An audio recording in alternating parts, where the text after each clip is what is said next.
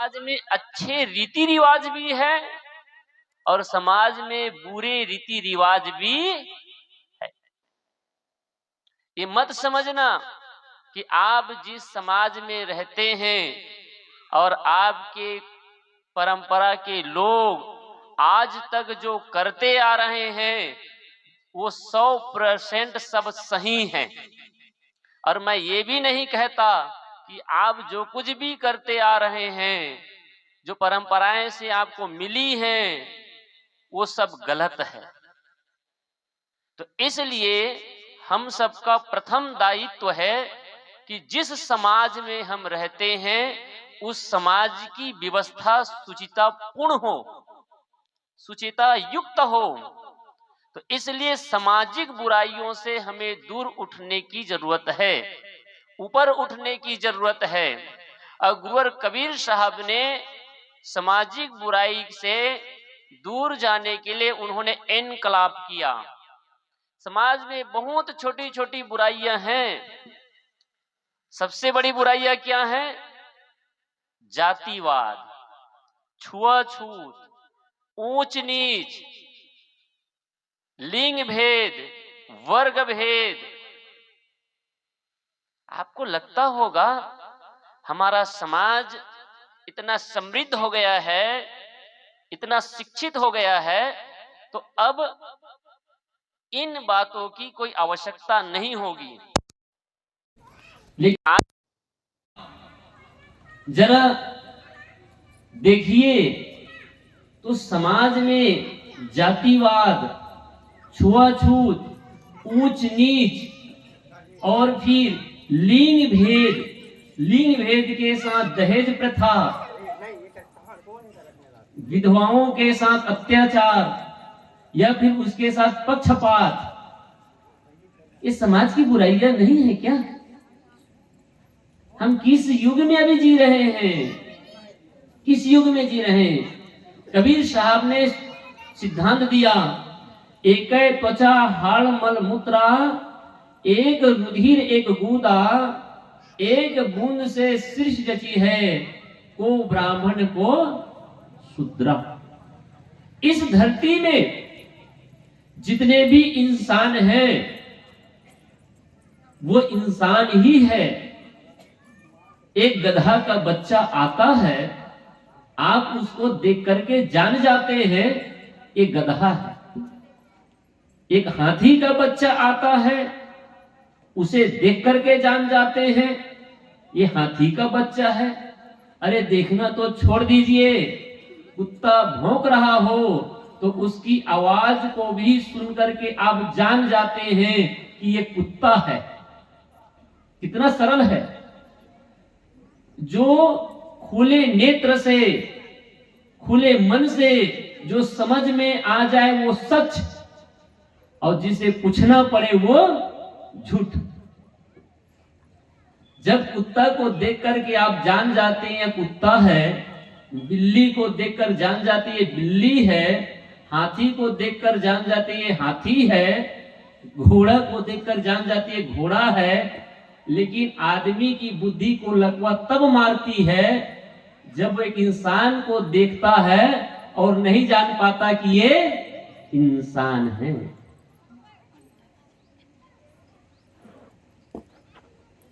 कोई जन्म से ब्राह्मण नहीं होता और कोई जन्म से शूद्र भी होता नहीं है। आदमी कर्म से ब्राह्मण होता है और कर्म से ही शूद्र होता है। लेकिन सदियों से आपके मन में ऐसे खुरापात भर दिए, जाति के नाम पर जहर घोले गए, छुआछूत के नाम पर जहर घोले गए। इन सामाजिक बुराइयों से जब तक आप नहीं उठेंगे तब तक न देश का कल्याण होने वाला है, न समाज में समृद्धि होने वाली है। आज हमारा पूरा समाज कई भागों में बटा है, उसका सबसे बड़ा कारण है छुआछूत और जातिवाद। हाँ, होटल में जाएंगे तो सब चलेगा, वहां नहीं पूछता जी, कोई पूछता है क्या?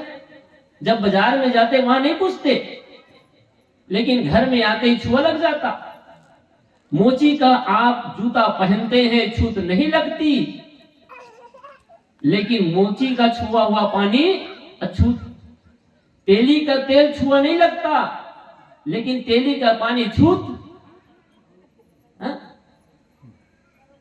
तेली ने तेल पेरा, उस तेल से आपने सुंदर सब्जी बनाई तो छूत नहीं लगा, और तेली का छुआ हुआ पानी छूत हो गया। अरे उत्तर भारत में तो पानी को छूना तो छूट। अगर कोई स्त्री या तेली पानी लेकर के आ रहे हैं और कोई ब्राह्मण देख ले तो वो अपनी रास्ता बदल लेते हैं, क्योंकि उस रास्ता में जाना अशुभ समझते हैं।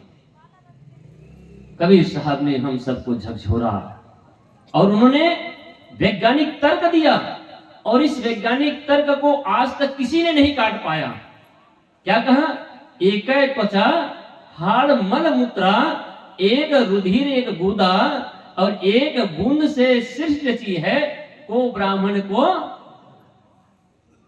कबीर साहब पूछते, भैया इसमें ब्राह्मण और शूद्र कौन कौन है, जरा बताओ तो क्या पता चलेगा। लेकिन ये सब सुन करके भी हमारे मन के खुरापात और हमारे मन के पाप कभी जाते नहीं हैं। अगर आप सद्गुरु के सच्चे अनुयायी हैं, परम प्यारे भक्त हैं, तो कम से कम कबीरपंथी तो जाति के मोह को और छुआछूत के मोह को दूर करें। किससे छुआछूत? छूत भी रखिए तो किससे? जो अछूत हो, जो गंदा हो, जो मैला से आया हो, वो अछूत है। लेकिन जिसने साफ सुथरा कपड़ा पहना हो, जिसका नहा धो करके आए हैं, उसके हाथ में खाने से अछूत कैसा? इसी प्रकार से हमारे समाज में स्त्री और पुरुष के नाम पर भी अत्याचार हुए। आज भी दमन होता है, आज भी स्त्रियों को दबाया जाता है। वो तो अच्छा है कि सरकार ने एक व्यवस्था दी है, कानून बनाए हैं, नियम लाए हैं, तब कहीं जाकर के इसकी इतनी मर्यादा है। उसके बाद भी जो पक्षपात हमारी माताओं के साथ आज भी होता है, क्योंकि हमारा समाज पुरुष समाज है और वो अपने को सबसे बड़ा समझता है और पूरी दबदबा वो बनाए रखना चाहता है। और जितने भी आप रीति रिवाज के नाम पर और विभिन्न प्रकार के अन्य कर्मों के नाम पर जो पक्षपात रखे हैं, कभी कभी देखता हूं पीड़ा होती है मुझे, इसलिए मैं कहता हूं कि कोई एक मां विधवा हो गई, हमारी बहन विधवा हो गई, जरा विचार करिएगा। कभी ये छोटी छोटी बात लगती होगी, सोचिए आपके घर में भी घटता होगा। एक स्त्री विधवा हो गई, उसकी क्या गलती है बेचारी की? वो तो ऐसे भी दुख में जीवन जी रही है, वैसे ही वो परेशानी में जीवन जी रही है। उसको ना प्रेम मिलता है, ना सहारा मिलता है, और ये समाज उसको बेइज्जत और करते हैं इस बात से, क्योंकि वो किसी मांगलिक कार्यक्रम में सम्मिलित नहीं हो सकते। यह अपराध है कि नहीं है बताओ? क्या एक स्त्री को पहचान दे दी गई कि वो विधवा है तो सिंदूर नहीं लगाएगी, सफेद कपड़ा पहनेगी या चूड़ी नहीं पहन सकती, उसकी पहचान तो बना दी गई ताकि पहचान हो जाए। लेकिन किसी पुरुष की पत्नी मर गए हो तो किसी पुरुष की पहचान है क्या? उस पुरुष को देखकर जान सकते हैं कि इसकी पत्नी मर गई थी, अब इससे दूर रहना अछूत है। अब इसके आने से, इसके पास बैठने से क्यों? क्योंकि स्त्रियों को दबाया गया, हर जगह दबाया गया, और दबाया ही नहीं गया बल्कि स्त्रियों को बदनाम भी किया गया। महाभारत की बहुत प्रसिद्ध कथा है, आपने अनेकों बार सुना होगा। क्या? द्रौपदी कहती है कि अंधे का बेटा, और आप सब लोग सुनते भी हैं और हमारी माताएं भी प्रसन्न हो जाती हैं। अरे एक जगह भी नहीं लिखा है, पूरे महाभारत खोल करके देख लीजिए, पढ़ करके देख लीजिए, कहीं एक वाक्य ले आइए, मैं यही बैठा हूं, कि उस महाभारत ग्रंथ में लिखा हो कि द्रौपदी ने कहा कि अंधे का बेटा अंधा होता। आपको ये बताया गया स्त्री के कारण महाभारत हुआ और स्त्री के कारण ही सब कुछ हुआ। लेकिन याद रखिए, स्त्री के कारण महाभारत नहीं हुआ। अरे कौरव और पांडव तो तब से लड़ रहे थे जब बिचारी द्रौपदी उस घर में आई भी नहीं थी, लड़ाई बचपन से चल रही थी, वो लड़ाई स्त्री की नहीं, सत्ता की लड़ाई थी। लेकिन सत्ता की लड़ाई को, अपने अहंकार को इन मां स्त्रियों के पीछे धकेल दिया जाता है। जहां पर दुर्योधन थल का जल और जल का थल देखे और उन्होंने गिर गए, तो इस दृश्य को भीम देखते हैं, उनके अनेक भाई लोग देखते हैं और देख करके हंसने लगते हैं। वहां पर तो द्रौपदी रहती ही नहीं, लेकिन बदनाम कर दिया गया। आप रामायण पढ़ते हैं, रामायण में कहते हैं कि देखिए केकई के कारण इतना बहुत बड़ा महाभारत हुआ, ये रामायण हुआ, और सारा दोष केकई पर मढ़ दिया जाता है। जरा चिंतन करिए, विचार करिए, आपको कैसे परोसा जाता है, कैसे बताया जाता है और हमारी माताओं की गरिमा को गिराया जाता है। जिस केकई को राजा दशरथ ब्याह करके लाए थे तीसरी रानी के रूप में, केकई कोई शौक से आई नहीं थी। केकई के सौंदर्य को देख करके मोहित हुए और राजा दशरथ उनके पिता से कहते हैं कि आपकी बेटी मुझे चाहिए। उसने कहा कि मेरी बेटी को मैं तभी दूंगा जब इसका पुत्र ही राजा। अरे मेरी बनाई बात है क्या?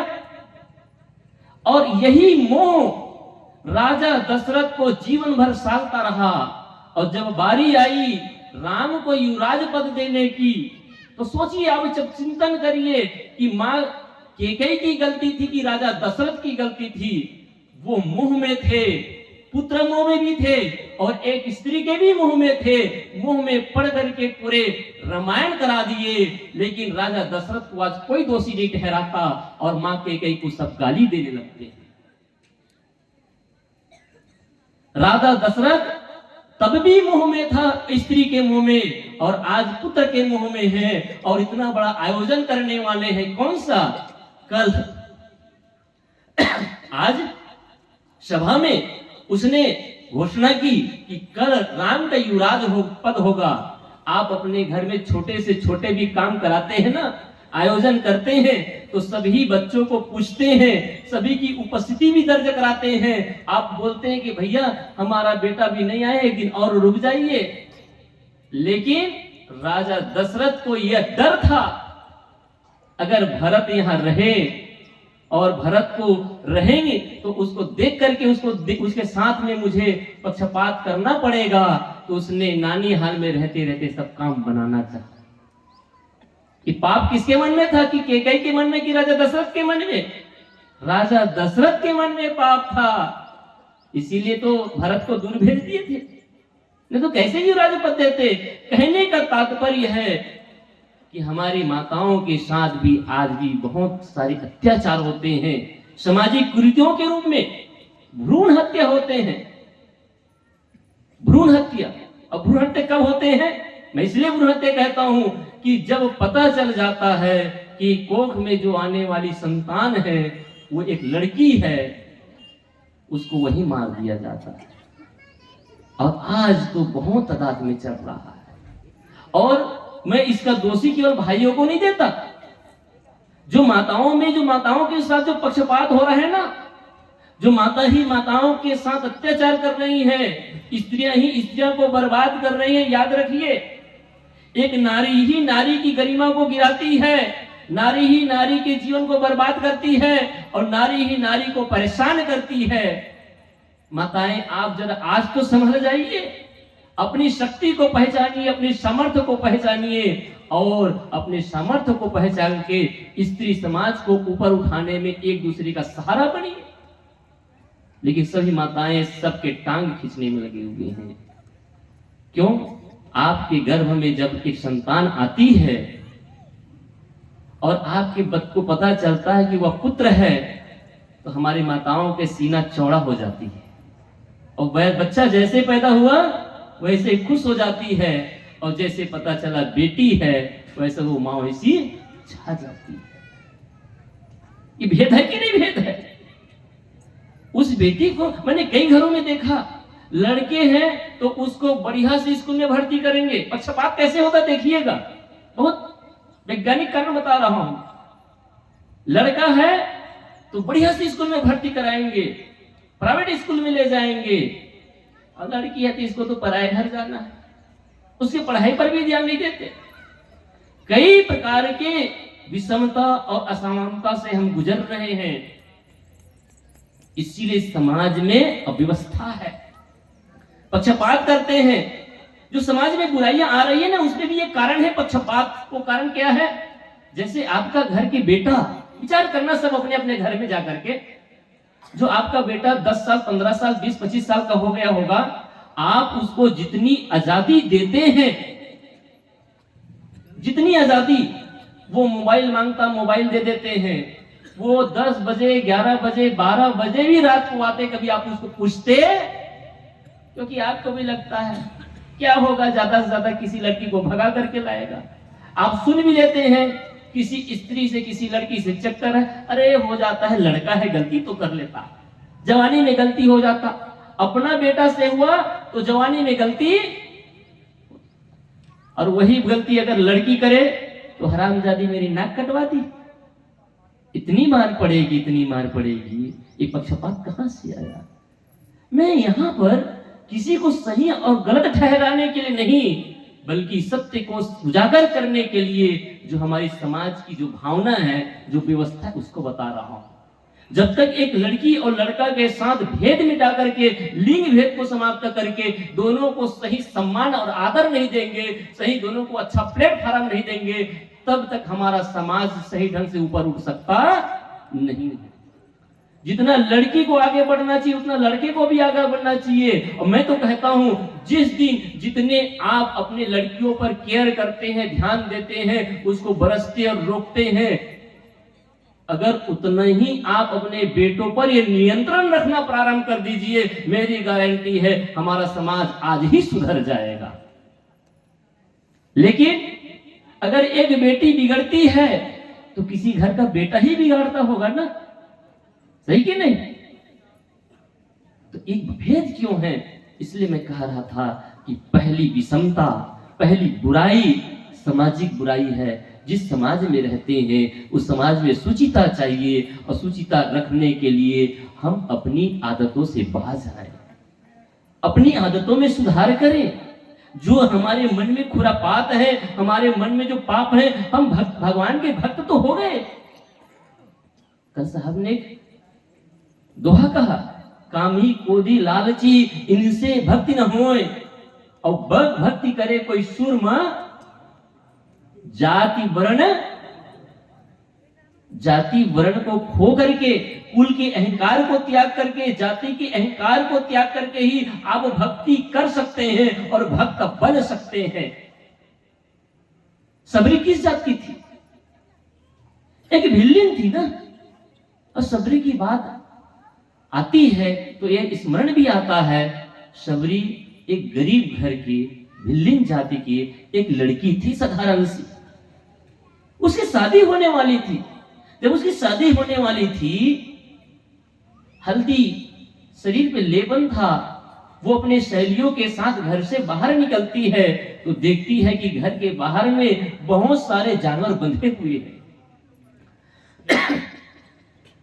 जब बहुत सारे जानवर को बंधे हुए देखती है तो वो सबरी जो अभी बच्ची है, उसने अपने सहेली से पूछा कि बहन, इतने जानवरों को हमारे घर में तो पहले था ही नहीं, इन जानवरों को क्यों बांधा गया है, किसके लिए है?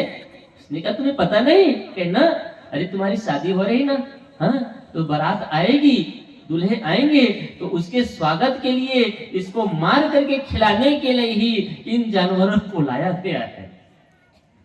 देखिए, हम लोग पढ़े हुए लोग बोलते हैं, वो बिल्लिंग सबरी जो कभी स्कूल भी नहीं गई है, जो साधारण जीवन जिंदगी जीती है, उसके मन क्या कहता है कि भगवान मेरी शादी होगी। आज आप बहनों से, माताओं से, भाइयों से मैं कहना चाहूंगा, आप आज शादी में इतने पैसे खर्च किए जाते, इतने पैसे खर्च कर देते हैं, और फिजूल के खर्चे। मैं ये नहीं कहता कि आप अपने शादी में जीव हिंसा करते होंगे, ये तो नहीं करते, ठीक है, लेकिन शादी के नाम पर इतनी बर्बादी करते हैं इतने पैसा खराब करते हैं, इतना धन वेस्ट करते हैं और इतने भोजन को खराब करते हैं। जरा चिंतन तो करिए, हम शादी करने जा रहे हैं कि और कुछ करने जा रहे हैं? इसलिए शादी सादगीपूर्ण होना चाहिए, शादी में सात्विकता होनी चाहिए। और आज की शादी कैसे है जी? आज की शादी तो ऐसा है कि सभ्य आदमी जा भी नहीं सकता। वो तो मेरी मजबूरी, कभी कभी शादी में पढ़ने के लिए जाना पड़ता, अब क्या करें, संतों को जाना ही पड़ता सब जगह। शादी में इस प्रकार से वहां का माहौल होता है, समझ में नहीं आता कि आदमी किस दिशा में जा रहा है। आप सबसे मेरी विनती है, शादी में सात्विकता हो, जितना कम से कम में खर्च कर सके। अरे आपका पैसा बचेगा तो आपके बच्चे का भविष्य उज्जवल होगा, उनके लिए अगले तैयारी कर सकते हैं और बहुत काम आ सकता है। क्यों फिजूल में शादी में खर्च करके दिखाने के लिए? क्या दिखाना चाहते हो? याद रखना, जो आपका होगा ना वो देखेगा नहीं, और जो आपका नहीं होगा ना वो देख करके आपकी प्रशंसा करेगा नहीं। ये सब खाने वाले हैं, एक दिन के मेहमान हैं। अरे एक दिन के मेहमान के चक्कर में आपके घर की संपत्ति को क्यों बर्बाद करते हो? और डीजे ने तो ऐसा तबाही मचाया है, मैंने सुना कि 50-50 हजार लाख भर में डीजे आते हैं भैया। पता नहीं उस डीजे में क्या लगा रहता है, क्या लगा रहता है पता तो नहीं है, लेकिन दमा के मरीज और हार्ट के मरीज वही मर जाएगा ऐसा जरूर बचता है। सही बोल रहा हूं ना? हम समझदार हैं क्या? क्या प्रभु के भक्त हैं? हमारा सारा कृत्य, हमारा सारा काम खुद के सुख के लिए हो और दूसरों को खुशी पहुंचाने के लिए हो। हमारा ऐसा कोई भी काम, हम चाहे सुख का काम करें, चाहे जो भी काम करें, मांगलिक कार्यक्रम करें, चाहे उत्सव मनाएं, हमारे सुख में किसी को दुख ना हो, ये देख लेना ही भक्ति है और ये देख लेना ही धर्म है। हमें सुख मिलना है और मेरे कारण निरीह प्राणियों की हत्या हो। मां सबरी कहती ये नहीं हो सकता, मुझे पति मिलेगा, मुझे परमेश्वर मिलेगा, मेरी शादी होगी और इन निरीह प्राणियों की हत्या होगी, इसका क्या कसूर? उसने अपनी सहेली से एक बात पूछा कि बहन अगर मेरी शादी ना हो तो क्या ये बकरियां, ये भेड़े बच सकते हैं? कि हाँ, जब तुम्हारी शादी ही नहीं होगी तो फिर बारात नहीं आएगी, और जब बारात नहीं आएगी तो इन जानवरों की मौत नहीं होगी, क्योंकि इसको बनाया नहीं जाएगा। आप सब जानते हैं, सोचिए कि उसकी चेतना का विकास कितना हुआ होगा। आदमी डिग्री लेकर के अपने को अहंकार करता है कि हम पढ़े लिखे लोग हैं, बहुत बुद्धिजीवी हैं। बुद्धिजीवी वो जो अपने पेट को कब्रिस्तान बनाया है, या बुद्धिजीवी वो जो एक जीव की रक्षा के लिए जीवन भर का साथ छोड़ करके, विवाह को छोड़ करके लिए सदा सदा के लिए वो तपस्विनी बन जाती है। सीखिए ना इससे, लेकिन इससे नहीं सीखते हैं। सीखते किससे हैं? ऐश्वर्य से सीखेंगे, माधुरी से सीखेंगे, प्रतिदिनता से सीखेंगे। उसने एक विज्ञापन दिखाया और इस विज्ञापन के चाल में आप फंस गए। अरे हमारे संत गुरुजन जो शास्त्रों की बातों से और सभी महान आत्माओं की जीवनी की गाथा कहते हैं, वहां से तो सीख लीजिए, लेकिन वहां से हम सीखते नहीं। और टीवी भी देखते हैं ना, तो टीवी में क्या देखेंगे? हमारी माताएं वही देखेंगी जो रोज करती हैं, लड़ाई और झगड़ा। उस बहू ने उसके सास के साथ किया क्या, सास ने बहू के साथ किया। इससे कुछ ज्यादा होता है क्या? अरे आपके घर के ही कहानी को लिख लोगे ना तो वो भी एक सीरियल ही बन जाएगा। लेकिन हम मस्त है देखने में। ये जो बड़े बड़े स्टार प्लस, स्टार टीवी वाले लोग हैं जो विदेश से ऑपरेट होते हैं और आपके माइंड को डाइवर्ट करके आपको गलत चीज सिखाने के लिए, गलत संदेश देने के लिए आपके पैसा भी लेना चाहते हैं और आपके माइंड को भी वो गुलाम बनाना चाहते हैं, और आप खुशी खुशी से अपने गले में फांसी लगाने के लिए तैयार बैठे रहते हैं। आप टीवी नहीं देखते हैं, आप गले में फांसी लगाते हैं, फांसी लगाते हैं।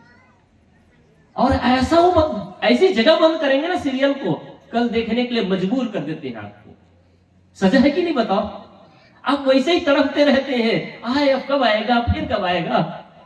अरे इतनी तड़फन तो मीराबाई को ना रही होगी, इतनी तड़फन तो सबरी को नहीं रही होगी कि मेरा परमात्मा आएगा। परमात्मा पाने से भी ज्यादा तड़प तो आपको टीवी देखने की होती है।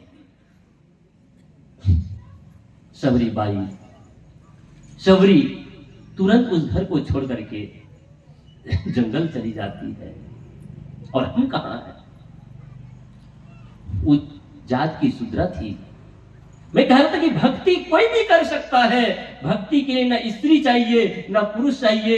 इस भक्ति के लिए ना बाल चाहिए, ना वृद्ध चाहिए। भक्ति के लिए ना हिंदू चाहिए, ना मुसलमान चाहिए। भक्ति के लिए ब्राह्मण नहीं, ना शूद्र चाहिए। भक्ति के लिए तो पवित्र हृदय चाहिए। जिसका हृदय पवित्र हो और जिसके हृदय में प्रभु के प्रति भाव हो, वही भक्ति कर सकता है। बाकी भक्ति कोई कर सकता नहीं है। इसलिए पहली बुराई है सामाजिक बुराई। दूसरी बुराई क्या है? धार्मिक बुराई। धर्म के नाम पर इतनी सारी बुराइयां हैं। बुराइयां का मतलब दोष है, कुरीतियां हैं। और हमारे धर्म गुरु लोग और ऐसे ऐसे भ्रम, पाखंड, अंधविश्वास फैलते चले जा रहे हैं। 20 साल पहले की बात बताऊं, जब हम दोस्त आपस में चर्चा करते थे आश्रम में भी, और जब 25-30 साल पहले जब घर में भी, तो सोचते थे लोग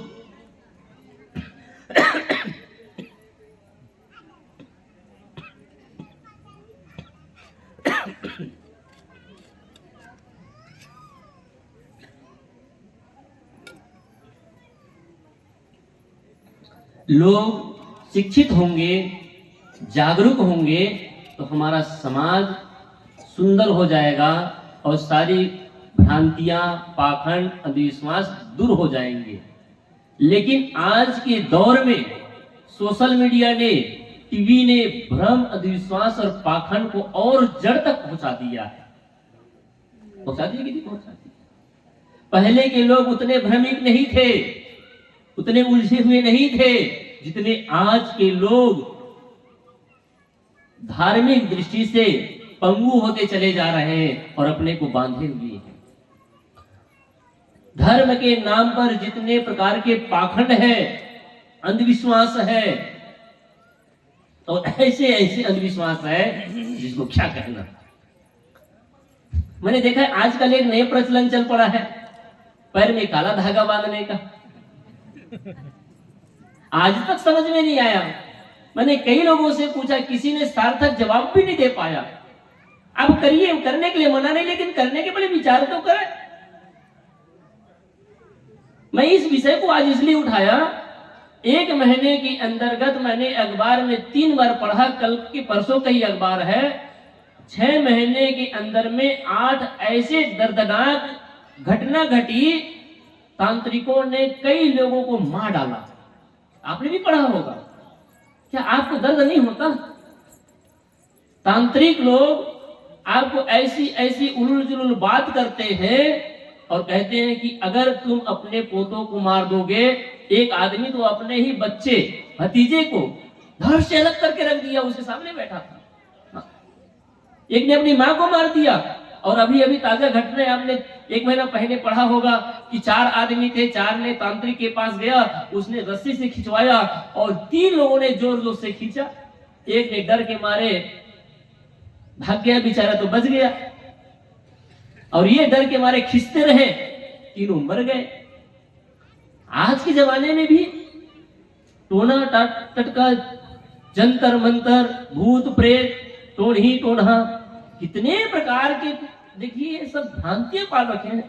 अरे थोड़ा जागरूक बनिए भाई, थोड़ा समझदार बनिए, पढ़े लिखे लोग हैं, समझिए। लेकिन नहीं, ये बैगा ओझा के चक्कर में पड़ करके, मैं तो कहता हूं कि चलो इतना ही विश्वास है, आपके अपने सदगुरु पर भरोसा हो जाए, आपको अपने प्रभु पर भरोसा हो जाए, आपको अपने देवी और देवता पर भरोसा हो जाए। आपको उस पर भी भरोसा नहीं है, न आपके देवी पर आपको भरोसा है, न आपको अपने सदगुरु पर भरोसा है, न आपको अपने ईश्वर और भगवान पर भरोसा है। भरोसा किस पर है? बैगा पर है। मैं कहता हूं आप भगवान पर भी चलो ठीक है भरोसा मत करो, लेकिन बैगा पर भी भरोसा मत करो। डॉक्टर के पास जाइए, सही इलाज करवाइए, सही उपचार कराइए, कहीं भी किसी प्रकार के भ्रांति में मत उलझिए। जितने प्रकार के चमत्कार हैं वो 100% झूठ है, चाहे वो कबीर साहब के नाम पर हो। यहाँ ऐसे भी हो सकते हैं कि ये कहेंगे कि नहीं कबीर साहब ने तो अपने जीवन में इतने प्रकार के चमत्कार किए। मैं उनसे भी कहना चाहता हूँ चमत्कार चाहे जिसके भी नाम से हो, चाहे राम के नाम पर हो, कृष्ण के नाम पर हो, बुद्ध के नाम पर हो, दुर्गा भवानी के नाम पर हो, चाहे कबीर साहब के नाम पर हो, जितने प्रकार के चमत्कार है 100% झूठ है। हमारी भावना हो सकती है, लेकिन कोई कथन प्रकृति के कारण करे की व्यवस्था के विपरीत हो सकती नहीं।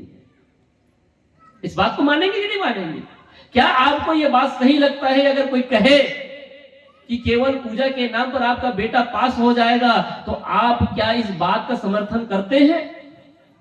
आप बताइए, अगर इस बात का समर्थन करते हैं इसका मतलब आप अपने बेटे को पूजा बस करवाना और किताब और पुस्तक मत देना, तब तो हम मान लेंगे। लेकिन नहीं, आदमी को बड़ा विश्वास है, बड़ा विश्वास है। और ये जो धर्मगुरु लोग हैं, जो धर्म के गद्दी में बैठ करके, और कबीर साहब ने बड़े कठोर शब्द से इसलिए कहा, धर्म ही कथा जो कहत ही रही, लाबर ये के प्रात जो कथई। लाबर ब्याने लाबर समझा, ये लाबरी वाणी बोलते हैं सवेरे शाम, ये कोई सच नहीं बोलते हैं, आपको उलझाते हैं, डाइवर्ट करते हैं। मैं ये नहीं कहता कि आप कथा मत सुनिए, मैं ये भी नहीं कहता कि आप धर्म कथा में मत जाइए, मैं ये भी नहीं कहता कि आप भागवत सत्संग कथा मत करिए, सब चीज करिए और सब चीज सुनिए। कबीर साहब ने कहा सुनिए सबकी निवेरिए अपनी, सबकी सुनो लेकिन निवेरा करो। आपको बुद्धि मिली है ना, क्या उस बुद्धि को रखने के लिए है, तिजोरी में बंद करने के लिए है? बुद्धि को उपयोग करने के लिए है। ये बुद्धि का उपयोग कब करेंगे? हम अपनी बुद्धि से कभी सोचते नहीं। और ये धर्म गुरु लोग वो खुद पैसा कमाने के तो आपके बीच में आता है जी, और आपको क्या बोलते हैं भगवान की भक्ति करो, भगवान की भक्ति से मुक्ति मिलेगी। अरे आपको मुक्ति मिले या न मिले, सब उनको तो पैसा मिल जाता है, साफ सुधार रहे हैं।